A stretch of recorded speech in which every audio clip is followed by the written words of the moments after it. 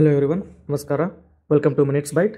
This is a video series which will be covering two topics every day for your UPSC, KPSC and other state examinations as well. Without delay, let us start today's two topics, role of woman and deep space optical communication. ಏನಿದೆ ನ್ಯೂಸಲ್ಲಿ? An article in Indian Express says, icon of women's empowerment, gender justice, the India's first woman Supreme Court Justice Fathima Beevi passes away. India Supreme Court ಕಂಡಂತಹ ಪ್ರಪ್ರಥಮ ಮಹಿಳಾ judge ಅಂತ ಹೇಳಿ ಖ್ಯಾತಿ ಪಡೆದಿರುವಂತಹ ಫಾತಿಮಾ ಬಿವಿ ಅವರು recent ಆಗಿ ನಿಧನರಾಗಿದ್ದಾರೆ. ಓಕೆ, ಈ article dedicated to her. She died in a hospital of Kerala, Kollam ಸಿಟಿಯಲ್ಲಿ, and she was 96 years old. She was the first female justice in Supreme Court in the year 1989. She was appointed in 1989. Okay, ಅವ್ರ ಬಗ್ಗೆ brief ಆಗಿ ತಿಳ್ಕೊಳ್ಳೋದಾದ್ರೆ, she born in 1927 and as you know 23rd November. She was appointed to the Supreme Court in 1989 and became a first female judge to be a part of Supreme Court in India. Okay, and she was also the first Muslim woman to be appointed by the higher judiciary. Fine. And ಇವರು ಯಾಕೆ ಎಷ್ಟು important ಆಗ್ತಾರೆ ನಮ್ಗೆ even with respect to Karnataka ಅಂತಂದರೆ, she had the case pertaining to the provisions of Karnataka state schedule caste and schedule tribe reservation and appointments act 1991. Karnataka SC/ST act ಏನಿದೆ ಅದರ related ಪ್ರೊವಿಷನ್ಸ್ಗಳನ್ನು ಒಂದು ಕೇಸಲ್ಲಿ ಇವರು ಪ್ರೊವಿಷನ್ಸ್ಗಳನ್ನು ಕೇಳ್ತಾರೆ. ಸೊ ಹಾಗಾಗಿ she is important entity even in Karnataka as well. Once she retirement ಆದಮೇಲೆ she became a member of NHRC, National Human Rights Commission, NHRCಯ member ಆಗಿ ಹೊಂದುತ್ತಾರೆ. And after that she became a governor of Tamil Nadu. ಯಾವ period? 1997 ಇಂದ 2001 ವರೆಗೂ ತಮಿಳುನಾಡಿನ governor ಆಗಿತ್ತು. And she was also awarded in 2023 Kerala Prabha award. This is the second highest honour given by the Kerala government. Okay, ನನಗೆ ನೀವು ಕಮೆಂಟಲ್ಲಿ ಹೇಳಬೇಕು first highest honour given by Kerala government ಯಾವುದು ಅಂತ. You should give me answer in comment section. So ಹಾಗಾಗಿ since Fathima Beevi madam has become a first woman judge in Supreme Court, ನಾವು first of all Supreme Court ಮತ್ತು ಹೈಕೋರ್ಟಲ್ಲಿ woman role ಏನಿದೆ, woman status ಏನಿದೆ ಸದ್ಯಕ್ಕೆ ನೋಡೋಣ. Right now we have 3 woman judges out of 27 judges. Supreme ಕೋರ್ಟಲ್ಲಿ 27 ಜನ ಜಡ್ಜ್ಗಳಿದ್ದಾರೆ, ಅದರಲ್ಲಿ 3 ಜನ ವುಮನ್ ಇದ್ದಾರೆ. Right, and that gives 11%. ಸದ್ಯಕ್ಕೆ 11% woman representing in judiciary. Okay, 6 ಜನ 2014 ಈಚೆಗೆ ಅಪಾಯಿಂಟ್ ಆದರೆ 5 ಜನ 18ರಿಂದ ಈಚೆಗೆ ಅಪಾಯಿಂಟ್ ಆಗಿರೋದು. Right, this is regarding Supreme Court. Regarding high court ಬಂದ್ಬಿಟ್ರೆ ಓವರ್ ಆಲ್ 677 ಜಡ್ಜಸ್ ಅಲ್ಲಿ 25 ಹೈಕೋರ್ಟ್ಸ್ ಕನ್ಸಿಡರ್ ಮಾಡಿದರೆ right now we have 81 woman judges among 677. That gives approximate around 12 to 13% of judges. Okay, Supreme ಕೋರ್ಟಲ್ಲಿ 11% ಆದರೆ ಹೈಕೋರ್ಟಲ್ಲಿ 13% ಪ್ರೆಸೆಂಟೇಷನ್ ಕೊಡ್ತಾ ಇದ್ದಾರೆ. And 5 such high courts there is not a single woman judge. Okay, and there are 7 high courts where 10%ಗಿಂತನೂ ಕಡಿಮೆ ಇದ್ದಾರೆ. You note it down, Sikkim and Telangana high courts have highest representation of woman, that is 33%. So examination point of view ಅಲ್ಲಿ ನಮಗೆ ಇದು important ಆಗುತ್ತೆ. ಕೇಳ್ಬೋದು ಯಾವ ಹೈಕೋರ್ಟ್ಗಳು, ಯಾವ ಸ್ಟೇಟಿನ high court represents 33, 1/3 of their judges as a woman represent ಮಾಡುವಂಥ ಪರ್ಸೆಂಟೇಜ್ ಕೇಳ್ಬೋದು, ಅಥವಾ ಯಾವ ಸ್ಟೇಟ್ ಅಂತ ಕೇಳ್ಬೋದು. 33% ಪರ್ಸೆಂಟೇಜ್ ಆದರೆ states are Sikkim and Telangana.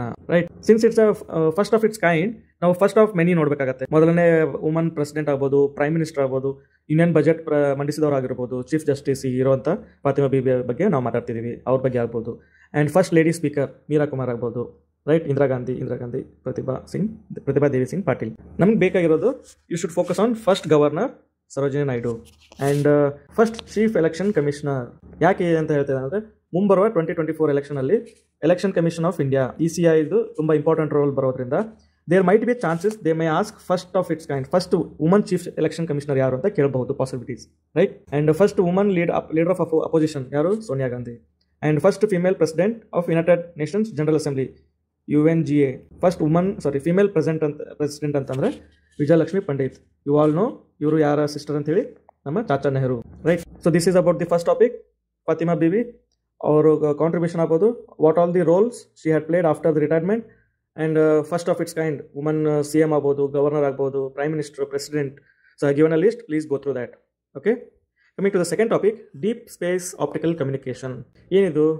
News says earth receives first ever laser beam message from deep space. Okay, NASA communication ಸಲಾಗ್ ಅಂತೇಳಿ ಒಂದು ಮೆಸೇಜನ್ನು ಸೆಂಡ್ ಮಾಡಿದ್ದಾರೆ, that decoded back to the earth. Recently we have received that one. Let us read this. Deep Space Optical Communication Tool has beamed a near infrared laser encoded with test data from nearly 16 million kilometers. 16 million kilometers ದೂರದಿಂದ infrared laser encoded ಒಂದು ಡಾಟಾನ transfer ಮಾಡ್ತಾರೆ ಅರ್ತ್ಗೆ. ಅದ್ರ ಬಗ್ಗೆ detail ಆಗಿ ನೋಡೋಣ. News ಏನಿದೆ ಅಂದರೆ ನಾಸಾದು DSOC ಅಂತ ಕರೆಯೋಣ ಇದನ್ನು, deep space optical communication. DSOC ಎಕ್ಸ್ಪೆರಿಮೆಂಟನ್ನು ಕಂಡಕ್ಟ್ ಮಾಡಿದ್ದು ಯಾವುದ್ರ ಮುಖಾಂತರ? ಸೈಕ್ ಸ್ಪೇಸ್ ಕ್ರಾಫ್ಟ್ ಅಂತ ಹೇಳಿ. ಇದು 2023 ಅಕ್ಟೋಬರಲ್ಲಿ ನಾಸಾ ಲಾಂಚ್ ಮಾಡಿದ್ದು to study asteroid rich belt between Mars and Jupiter ನಡುವೆ ಇರುವಂತಹ ಅಸ್ಟ್ರಾಯ್ಡ್ ಬೆಲ್ಟ್ ಏನಿದೆ ಅದನ್ನು ಸ್ಟಡಿ ಮಾಡೋಕ್ಕಂತೇಳಿ ಸೈಕ್ ಸ್ಪೇಸ್ ಕ್ರಾಫ್ಟನ್ನು ಲಾಂಚ್ ಮಾಡಿದ್ದಾರೆ. ಸೊ ಅದರಲ್ಲಿ ಒಂದು ಪಾರ್ಟ್ ಈ ಲೇಸರ್ DSOC ಎಕ್ಸ್ಪೆರಿಮೆಂಟ್ಗೆ ಅಲೋಕೇಟ್ ಮಾಡಿರುವಂಥದ್ದು. ರೈಟ್, ಏನು ಮಾಡಿದ್ದಾರೆ? Infrared laser encoded with test data they are sent from nearly 16 million kilometers, that is 40 times farthest than the moon and earth. ಈ ಭೂಮಿ ಮತ್ತು ಚಂದ್ರ ನಡುವೆ ಇರುವಂಥ ಎಷ್ಟು ಡಿಸ್ಟೆನ್ಸ್ ಇದೆ ಅದರ 40 ಪಟ್ಟು ಹೆಚ್ಚು ದೂರದಿಂದ ಈ ಮೆಸೇಜನ್ನು ಕಳಿಸಿದ್ದಾರೆ. ಎಲ್ಲಿಗೆ? ಅರ್ತ್ ಮೇಲಿರುವಂಥ Hale telescope which is in ಕ್ಯಾಲಿಫೋರ್ನಿಯಾದಲ್ಲಿರುವಂಥ ಹೇಲ್ ಟೆಲಿಸ್ಕೋಪ್ಗೆ, ಇಲ್ಲಿಂದ ಆಸ್ಟ್ರಾಯ್ಡ್ ಬೆಲ್ಟ್ ಅಲ್ಲಿ ಇರುವಂಥ ಈ ಸ್ಪೇಸ್ ಕ್ರಾಫ್ಟಿಂದ ಕ್ಯಾಲಿಫೋರ್ನಿಯಾದಲ್ಲಿರುವ ಟೆಲಿಸ್ಕೋಪ್ಗೆ ಮೆಸೇಜನ್ನು ಕಳಿಸಿದ್ದಾರೆ. Right, and as I told earlier, it was attached to the space craft and managed by NASA's jet propulsion laboratory JPL. ಇದರಿಂದ ಕಂಟ್ರೋಲ್ ಮಾಡಲಾಗುತ್ತೆ communication. And beam was received on 14 November. It took 50 seconds, 50 second ಮಾತ್ರ ಸಾಕಾಯಿತು ಈ distance ಅನ್ನು cover ಮಾಡಲಿಕ್ಕೆ. 16 million kilometers ಏನಿದೆ ಈ distance ಅನ್ನು ಕವರ್ ಮಾಡಲಿಕ್ಕೆ 50 ಸೆಕೆಂಡ್ಗಳು ಮಾತ್ರ ತೆಗೆದುಕೊಳ್ತು. ಈ DSOC is latest optical communication demonstrated and funded by TDM ಅಂದರೆ ಟೆಕ್ನಾಲಜಿ ಡೆಮಾನ್ಸ್ಟ್ರೇಷನ್ ಮಿಷನ್. ಈ ವಿಂಗು ಅದ್ರ ಜೊತೆಗೆ ಸ್ಕ್ಯಾನ್ ಅಂತ, ಏನು ಸ್ಪೇಸ್ ಕಮ್ಯುನಿಕೇಶನ್ ಆ್ಯಂಡ್ ನ್ಯಾವಿಗೇಷನ್. ನಾಸಾದ 2 ಅಂಗಗಳಾದಂಥ TDM ಮತ್ತು ಸ್ಕ್ಯಾನ್ ಇವುಗಳು ಫಂಡ್ ಮಾಡಿ ಈ DSOC ಪಾಸಿಬಲ್ ಮಾಡೋಕ್ಕೆ ಹೆಲ್ಪ್ ಮಾಡಿದರು, ಫಂಡ್ ಮಾಡಿದ್ದಾರೆ. Right, DSOC is a first time NASA will test how the laser could increase the data transmission from deep space. ನಾವು ಡೀಪ್ ಸ್ಪೇಸಲ್ಲಿ ಡಾಟಾ ಯಾವ ರೀತಿ ಟ್ರಾನ್ಸ್ಫರ್ ಮಾಡ್ಬೋದು, ಅದು ಕೆಪಾಸಿಟಿ ಯಾವ ರೀತಿ ಇನ್ಕ್ರೀಸ್ ಮಾಡ್ಬೋದು ಅಂತ ಎಕ್ಸ್ಪೆರಿಮೆಂಟ್ ಮಾಡಿದೆ, ಫಸ್ಟ್ ಟೈಮ್ ಮಾಡಿದೆ ಇದು. ಇಷ್ಟು ದಿನ ರೇಡಿಯೋ ವೇವ್ಸ್ ಯೂಸ್ ಮಾಡ್ತಿದ್ವಿ. Okay, this is a optical fibre placing the, like example ಕೊಡ್ತಾ ಇರ್ಬೇಕಂದ್ರೆ, ನಾವು ಮುಂಚೆ ಟೆಲಿಫೋನ್ ಯೂಸ್ ಮಾಡ್ತಿದ್ವಿ, ಅದಕ್ಕೆ ಒಂದು ಓಲ್ಡ್ ಟೆಲಿಫೋನ್ ಕೇಬಲ್ ಬರ್ತಿತ್ತು ಅರ್ಧಿಂಗ್. ರೈಟ್, ಅದ್ರ ಜೊತೆಗೇನೆ ಇವಾಗ ಏನು ಬರ್ತಾ ಇದೆ, ಆಪ್ಟಿಕಲ್ ಫೈಬರ್ಸಿಂದ ಡಾಟಾ ಟ್ರಾನ್ಸ್ಫರ್ ಆಗ್ತಾ ಇದೆ. ಜಿಯೋ ಫೈಬರ್ ಎಲ್ಲ ನೋಡ್ತಾ ಇರಲ್ಲ ನೀವು. ಸೊ ಅದರಿಂದ ನಾವು ಕಮ್ಯುನಿಕೇಷನ್ಗೆ ಇನ್ನೂ ಈಸಿ ಆಗುತ್ತೆ. ಹೇಗೆ ನಾವು ಓಲ್ಡ್ ಟೆಲಿಫೋನಿಂದ ಆಪ್ಟಿಕಲ್ ಫೈಬರ್ಸ್ಗೆ ಸ್ವಿಚ್ ಆಗಿದ್ದೀವಿ, ಸೇಮ್ ವೇ ನಾವು ರೇಡಿಯೋದಿಂದ DS ಆಗ್ತಾ ಇದ್ದೀವಿ.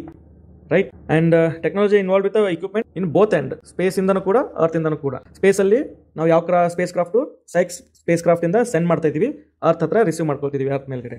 ಆ್ಯಂಡ್ ಸ್ಟಿಲ್ ಇದೊಂದು ಡಿಫ್ರೆನ್ಸಿಯೇಷನ್ ನೀವು ನೆನ್ಪಿಟ್ಕೋಬೇಕಾಗಿರೋದು. Psyche relies on traditional radio wave communication. ನಾವು ಸೈಕ್ ಏನು ಕಳಿಸಿದ್ದೀವಿ ಅದು ರೇಡಿಯೋ ವೇವ್ಸನ್ನೇ ಉಪಯೋಗಿಸ್ಕೊಂಡು ಕಮ್ಯುನಿಕೇಟ್ ಮಾಡುತ್ತೆ. ಬಟ್ ಅದರಲ್ಲಿ ಒಂದು ಭಾಗವಾಗಿರೋದು, ರೈಟ್, ಈ ಸ್ಪೇಸ್ ಕ್ರಾಫ್ಟಲ್ಲಿ ಒಂದು ಭಾಗವಾಗಿರೋದು DSOC. ಇದು ನಮಗೆ ಇನ್ಫ್ರಾರೆಡ್ ಆಪ್ಟಿಕಲ್ ಫೈಬರ್ ರೇಸ್ ದಿಂದ ಕಮ್ಯುನಿಕೇಟ್ ಮಾಡೋಕ್ಕೆ ಟ್ರೈ ಮಾಡ್ತಾ ಇದೆ. Right, first of its kind experiment ಅಂದರೆ ಚಾಲೆಂಜಸ್ಗಳು ಯುನಿಕ್ ಆಗಿ ಇರ್ತವೆ.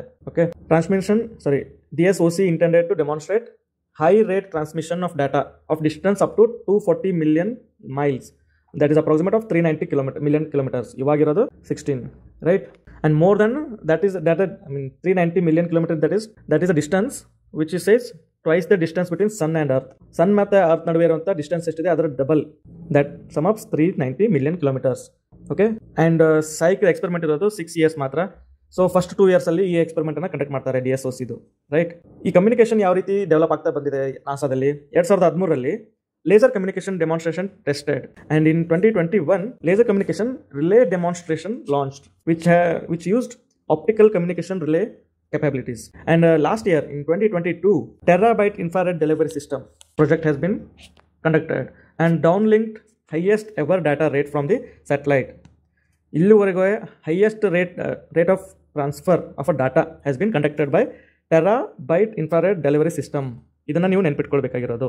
ಓಕೆ, ಎಕ್ಸಾಮಿನೇಷನ್ ಪಾಯಿಂಟ್ ಆಫ್ ಅಲ್ಲಿ ಈ ಸಿಸ್ಟಮ್ ಯಾರು ಡೆವಲಪ್ ಮಾಡಿದ್ರು ಅಂತ ಕೇಳ್ಬೋದು. ಇದು ಯಾವುದಕ್ಕೆ ಹೆಲ್ಪ್ ಆಗುತ್ತೆ, ಈ ಕಮ್ಯುನಿಕೇಷನ್ಗೆ ಅಥವಾ ಡ್ರಾಯಿಂಗ್ ಅಥವಾ ಪಿಕ್ಚರಿಂಗ್ಗೆ ಅಥವಾ ಮ್ಯಾಪಿಂಗಿಗೆ ಅಂತ ಕೇಳ್ಬೋದು. ಯು ಕ್ಯಾನ್ ಸೇ ಕಮ್ಯುನಿಕೇಷನ್ ಅಂತ. Right, and this DSOC taking optical communication in to deep spaces beyond the moon and 1000 times farther than any optical communication tested so far. ಇಲ್ಲಿವರೆಗೆ ಎಷ್ಟು ನಾವು ಕಮ್ಯುನಿಕೇಷನ್ ಫಾರ್ದೆಸ್ಟ್ ಮಾಡಿದ್ದೀವಿ ಅಂದರೆ ಲೈಕ್ ಮೂನಿಂದ ಇಲ್ಲಿವರೆಗೂ ಮಾಡ್ಕೊಂಡಿದ್ದೀವಿ, ಅದಕ್ಕಿಂತ 1000 times further ಆಗಿ ಕಮ್ಯುನಿಕೇಷನ್ ಮಾಡಬಹುದು ಯಾವುದು ಸಿಸ್ಟಮಿಂದ DSOC.